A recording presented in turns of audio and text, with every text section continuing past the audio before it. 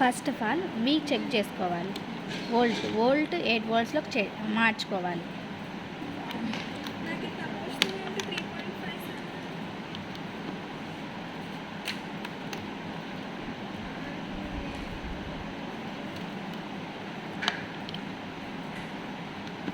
ఇది 8 వోల్ట్స్ లెక్క మార్చుకోవాలి. 8 వోల్ట్స్కి సెట్ చేసుకోవాలి.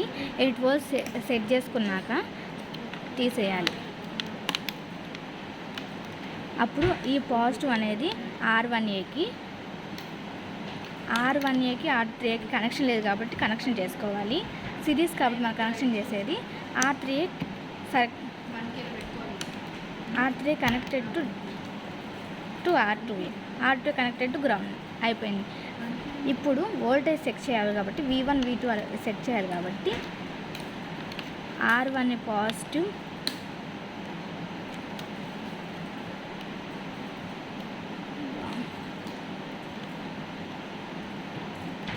R1 V పాజిటివ్ కాస్త R1 ఎయిట్ సైడు,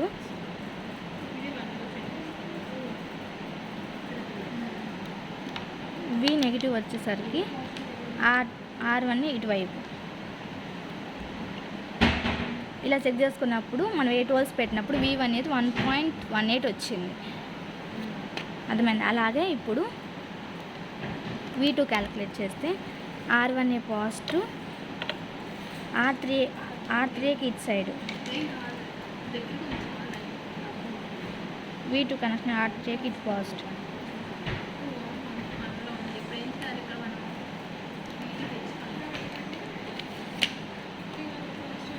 నెగిటివ్ వచ్చేసరికి ఇటువైపు. సో 3 అంటే V2 అనేది 3.10 వచ్చింది. ఇప్పుడు V3 చెక్ చేయాలంటే V పాజిటివ్ వచ్చేసరికి R1 ఇటు సైడు,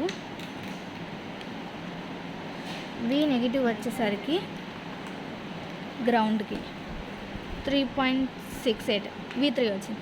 ఇలా 8 వోల్ట్స్ 10 వోల్ట్స్ చెక్ చేసుకోవాలి. ఇదే వోల్టేజ్లో.